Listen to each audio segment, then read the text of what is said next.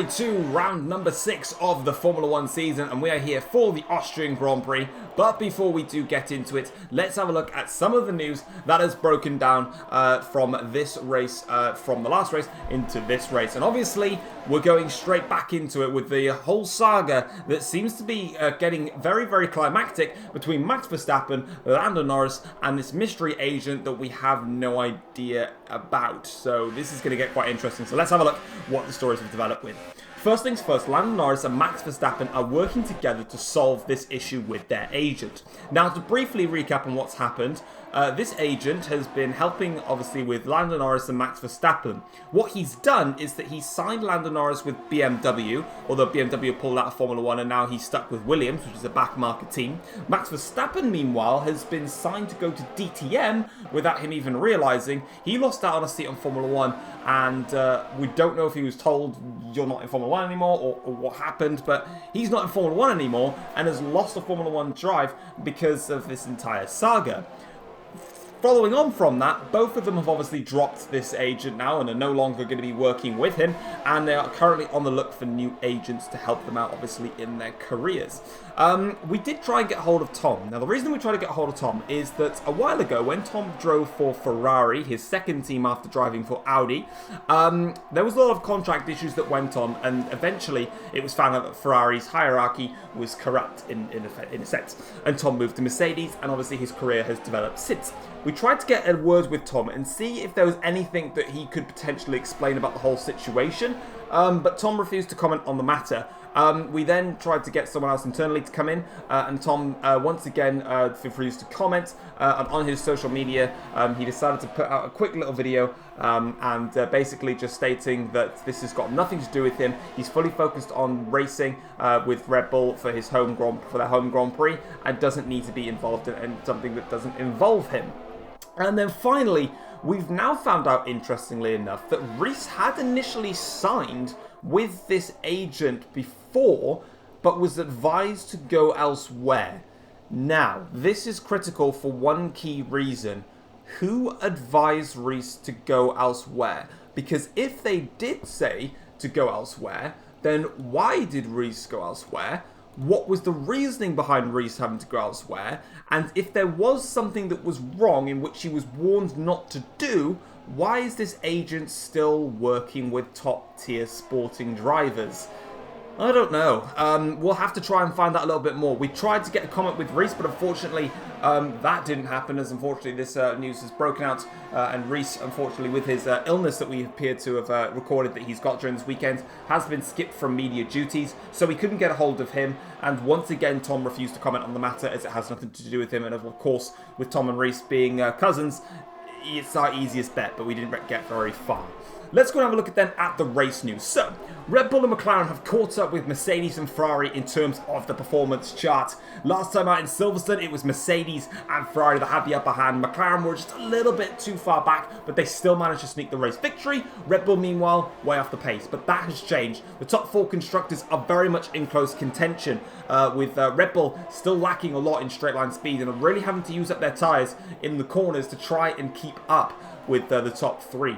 Renault are still impressing once again. Daniel Ricciardo and Esteban Ocon really liking the handling of their car. They know it's not a top tier race car, but they just are really enjoying driving the Renault at the moment, and it's bringing such positive vibes into the team. And finally, Porsche are posing the biggest threat to Renault coming into this race. Of course, Renault are currently ahead of both Porsche and Audi. Audi have been dropping back a little bit, but Porsche are coming back at Renault, and it might be a close battle between Ricciardo, Ocon, Verline and Rosberg, so watch out for that one. But without further ado, let's get into the main event, which is of course the race for round number 6 of the Austrian Grand Prix.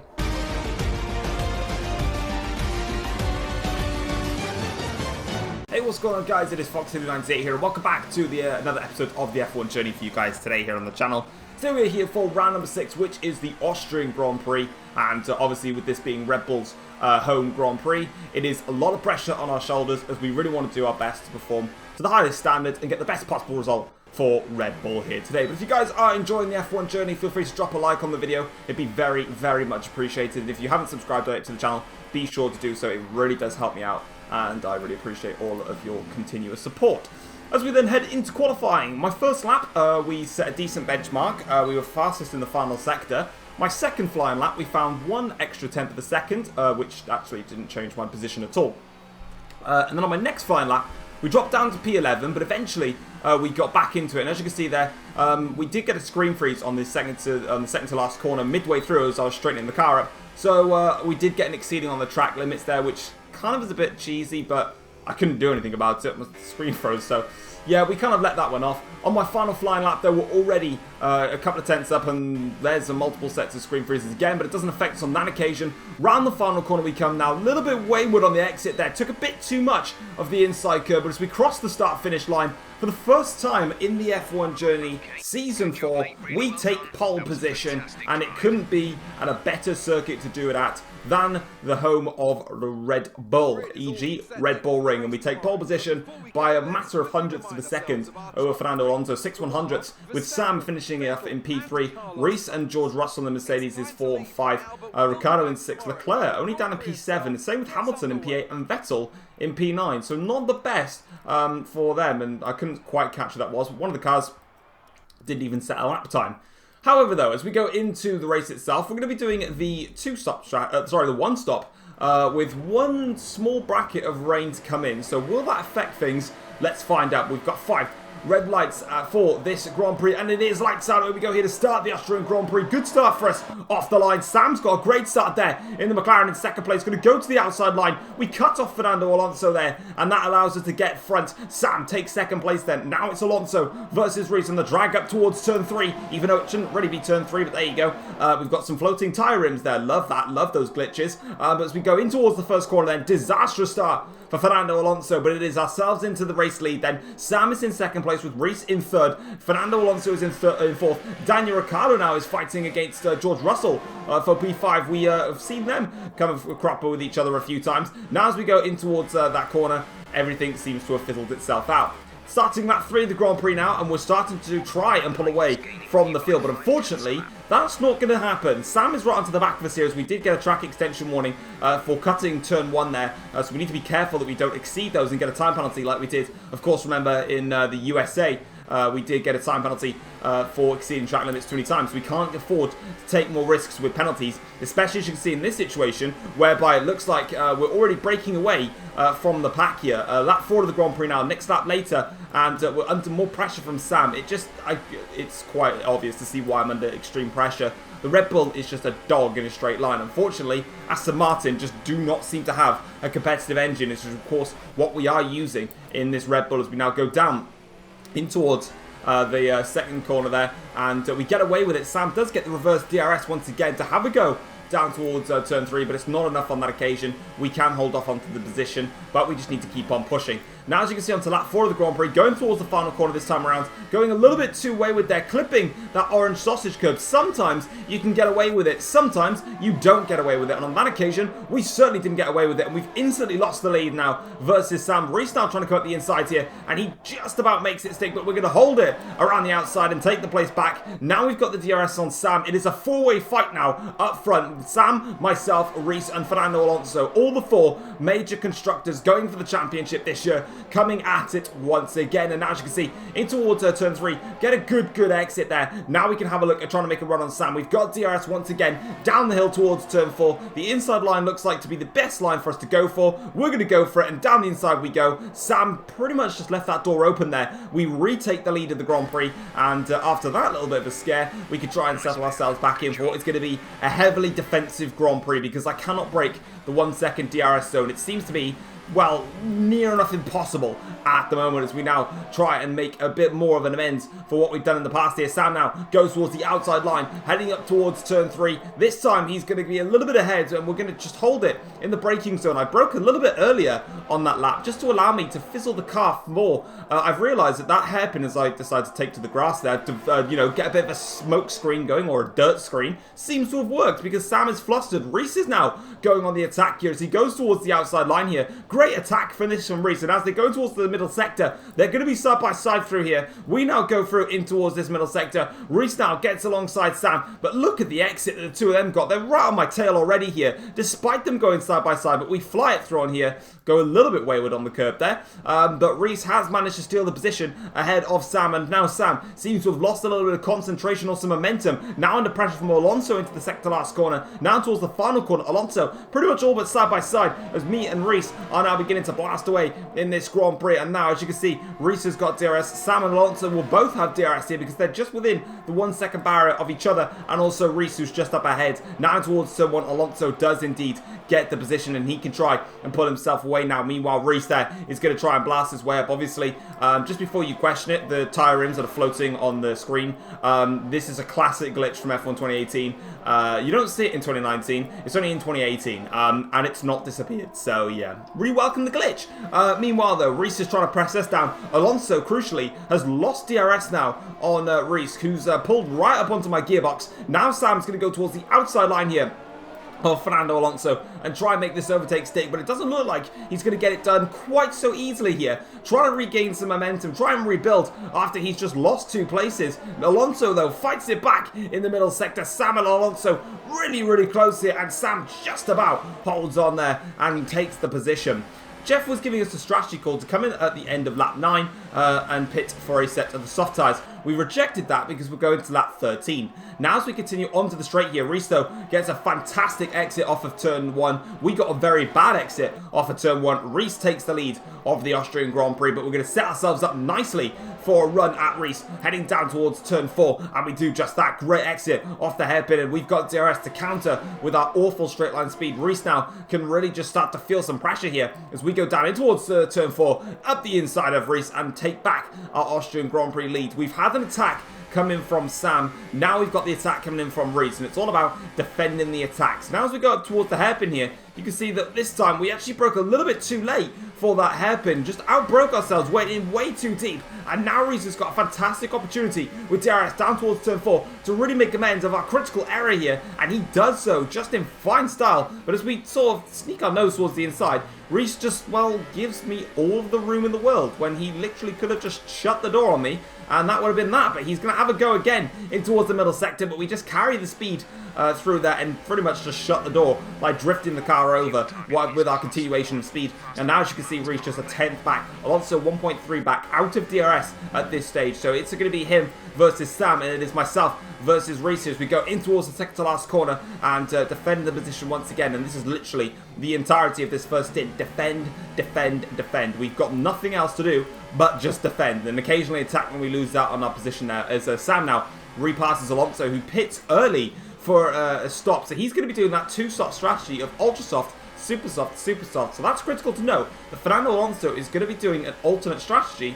Let's see if it pays out in his favour. Meanwhile, for us though, a bit of contact there between myself and Reese as we go really at it now for this fight of the lead here. And as you can see, Reese does get the position, but we get the switchback line. It doesn't fully work out in our favour. Reese gets better traction off the exit, so now we've got to try and be patient here and go for an attack through the DRS. But obviously, with Reese getting the better traction, we can tuck back into his slipstream and go up the inside. Lovely overtake there, and that says back up into the lead. Sam now has recaught back up to the two of us after our continuous fighting. So he is now in DRS range and is going to be looking to attack. As lap 11 of the Grand Prix now, Reese is having another look. He goes towards the inside line and through he goes. Bit of contact there between the pair of us. I actually wanted to pit on the end of that lap and go onto my soft tyres and get out of this continuous fighting that we're doing. Annoyingly though, Reese went for an overtake on the inside. So yeah, he basically committed way too early to go into the inside for his overtake.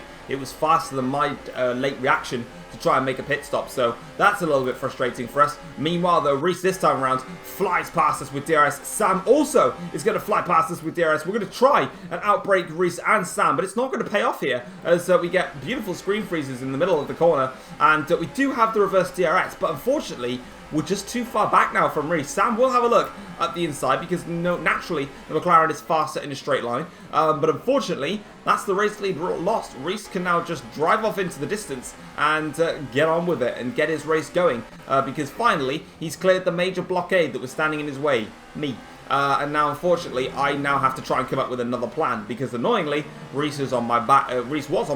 He's not anymore, and Sam is now on my back. And I knew that this was the time I really needed to just come into the pits now and get off of these tyres. So that's exactly what we're going to do. A little bit earlier, I think it's a lap or so earlier than what we were meant to do. But both Reese and Sam decide the best option for them is to stay out. So we're going to come in and do the undercut on them. But the crucial fact is, Fernando Alonso came in about 2 laps earlier.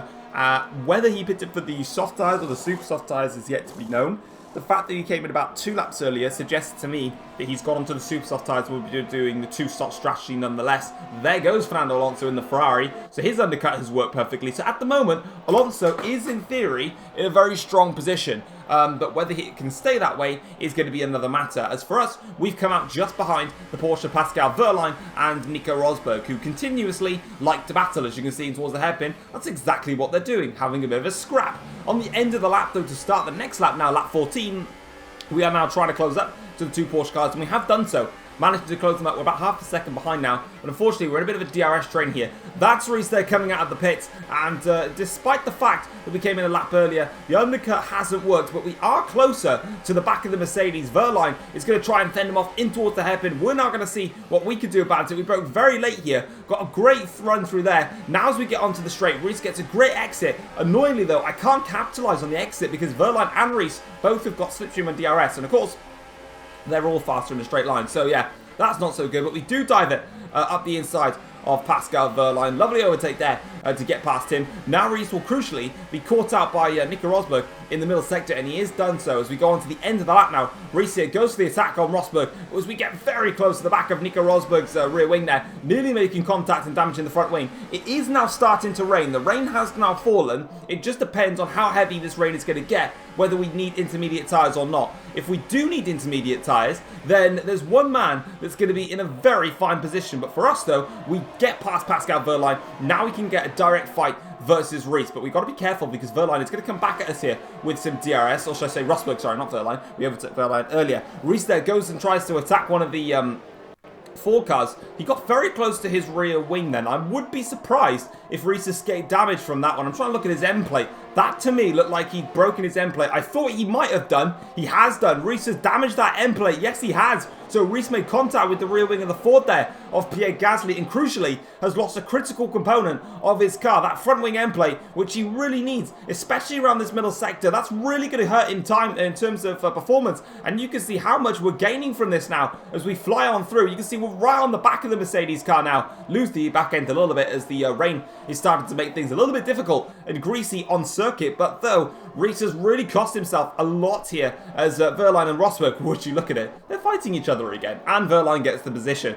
Meanwhile though, further ahead though, you can see that Reese is now going to re-overtake Pierre Gasly with the DRS. Of course, Reese may have just lost his end plate, but he's still not sluggish in a straight line as we now go down the inside of the pair of them, make a brilliant double overtake there. I knew that Reese would have to go wide because of his end plate damage, so I knew if I sent it up the inside, Reese would just understeer anyway, and he would just have to carry the speed, and we'd get the overtake done, and we did, so it worked out in our favour. Now the only man in front of us is Fernando Alonso. How far is he? Very far ahead. And with this rain falling, all I've got to pray for is that it doesn't fall too hard that we need intermediate tyres. If it does, then we're in major, major problems. As we now go through in towards this middle sector now, trying to hold off from Reese, but you can see eventually he is just going to drop back into the clutches of Pierre Gasly. As you can see, we're already 7/10 clear now. Alonso 6.4 seconds clear, so we're doing a good job of keeping the gap between myself and Reese. But as we now go on to the end of lap 16, this is where Jeff is telling me now that we need to pit for a new set of intermediate tyres. We make a very late call to come into the pits and go in for a set of intermediate tyres. Alonso does indeed follow in. So Alonso's race lead that he had, because he decided to come in early for a set of super soft tyres, it's worked out a treat, and we've been held up in the pits by Sam. Do you know what, Sam? Thank you very much, mate. So yeah, you will never guess it, ladies and gentlemen. Ferrari have just done a strategical masterclass. I know this is what happens when you make a fictional world. Things that aren't realistic happen. Ferrari did a great strategy call. They came in early for super soft tyres to get the faster tyres, to get a strong undercut, and now with the intermediate tyres being put on all of our cars, Alonso's way off into the distance. We cannot, well, we can try and catch him. What's the gap? 8.6 seconds.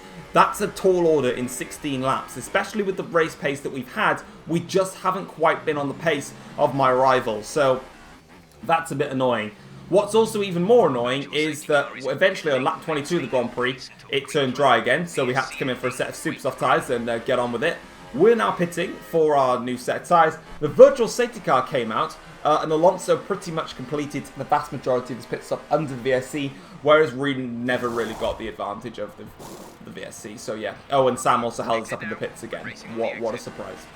Yeah, so annoyingly for us, this is where the race just sort of turned into bringing the car home. We'd lost the Grand Prix. As soon as the rain came out, that's when the race was lost. I saw one bracket on the thing of rain, and I actually genuinely didn't think it would... I thought it would be that, you know, that dry tire on a wet track thing that you sometimes get on this game where it's like light rain for like 10 minutes, but you're still on dry tires. Honestly thought it would be like that. I didn't think it would get as bad as it did. Unfortunately, it did. On to the final lap of the Grand Prix then. Sam is 1.6 seconds behind us. He's been slowly closing the gap. Alonso sets the fastest lap on the final lap to win the Austrian Grand Prix. Finally, Fernando Alonso is back to winning ways with Ferrari. For us, though, it's second place on the road, and I'm a little bit disappointed, I'm not going to lie. You know, if we'd come in for the undercut and did the two-stop, then it would have worked, but to stick with the original plan, and it clearly didn't work out. But anyway then, let's have a look at the race results then after the Austrian Grand Prix. So as you can see, Fernando Alonso wins today's Grand Prix and with Ferrari, and he won the race by 12.8 seconds over myself in second place, finishing ahead of Sam, who was in P3. Daniel Ricciardo picked up another impressive result for Renault, finishing in P4, and Pascal Wehrlein finishing close behind in P5, but didn't quite have enough left to overtake Daniel Ricciardo. Charles Leclerc, meanwhile, finishes in P6. He manages a decent result for Ferrari, although with Fernando Alonso winning, he probably would have wanted to have done a bit better. Sebastian Vettel finishes in P7, which overall, it's an okay home Grand Prix for Red Bull. I think we can be satisfied with the podium in there. Ocon 8th for Renault, so a double point scoring finish for Renault, and then a bad day in the office for Mercedes. It's only P9 and P10 for them, and you bet your bottom dollar they would have wanted more than that. Moving on then into the Drivers' Championship, and as we can see, the lead has once again changed hands at the top of the table. We have now re-overtaken Charles Leclerc, and I've now regained the lead in the World Drivers' Championship. Back on 90 points now, Charles Leclerc is only 2 points behind on 88 points. Sam in the McLaren is on 78 points, with Daniel Ricciardo in the Renault next with 58 points. And this is where it gets quite close, because Alonso now, with that incredible podium and victory, should I say, is now only 1 point behind Daniel Ricciardo. George Russell is only 5 points behind Fernando Alonso, 6 behind. And Pascal Wehrlein, with more strong finishes, leaps up in front of Reese, who's really starting to have what looks to be an extremely rough season. A decent first 2 or 3 races, but these next 3 races have not gone the way that he would have wanted. Bottas still there in the Audi though, still trying to push on with his push in the championship, and my teammate Sebastian Vettel still down there in P10. Probably not where he would want to be, but that's where he is at the moment. And then in the Constructors' Championship, Ferrari lead the way. They're on 145 points, and I believe they've extended their championship advantage at the top. In fact, they have now. I'm working out maths in my head. They are now, as you can see, very, very clear of us. 29 points clear ahead of us on the championship standings. We're on 116 points. Mercedes are on 95 points, and McLaren are catching Mercedes ever so slightly in the championship now, thanks to the victory and third place for Sam, especially here today with Mercedes only scoring 4 points. Or 3 points, yeah, 3 points. McLaren finishing with 15. That's a 12-point swing in McLaren's favour. They're coming at Mercedes now, and it's starting to turn into a Ferrari versus Red Bull constructors fight, and then a Mercedes versus McLaren constructors fight. Renault, meanwhile, in their fight with Porsche and Audi, do pull away even further. They're on 67 points, Porsche and Audi 55 and 44 respectively. And again, Jaguar got that crucial point over the 2 other back market teams. And now, last thing that we need to do is go into the post-race notebook and see what has been said. First things first, it's pretty much all coming out of the top 2, which is obviously Alonso and Tom.